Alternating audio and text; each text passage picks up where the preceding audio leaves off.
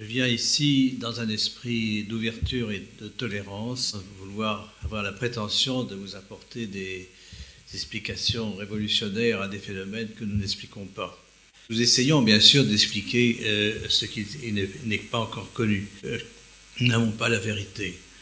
Les biologistes considèrent toujours les interactions moléculaires comme des interactions de contact et ils n'ont pas pris la dimension des ondes, du fait que nous vivons dans un monde électromagnétique qui est l'eau. Et l'eau, comme vous savez ici, joue un rôle aussi primordial dans les guérisons de Lourdes.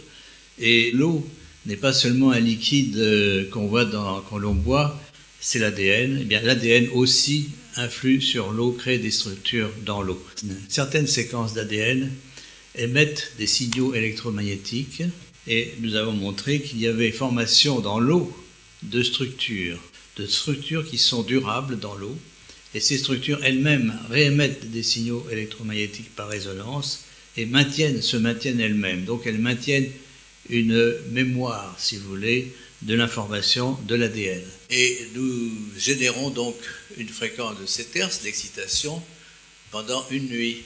Après, nous analysons ce qui se passe dans ce tube d'eau, qui n'a pas eu de contact physique avec le tube numéro 1. Et nous apercevons que ce tube d'eau, maintenant, à certaines dilutions, émet également des signaux électromagnétiques. Les structures qui produisent ces signaux ont-elles gardé l'information de la séquence d'ADN du tube numéro 1? Alors, la réponse est oui. Et ceci indique qu'il y a donc eu transfert de l'information d'ADN à travers l'eau, par les ondes électromagnétiques. Le potentiel de l'eau, n'est-ce pas? Le potentiel de l'eau, c'est de garder une mémoire d'une structure chimique très complexe et de la garder et de pouvoir la reproduire à distance. Alors,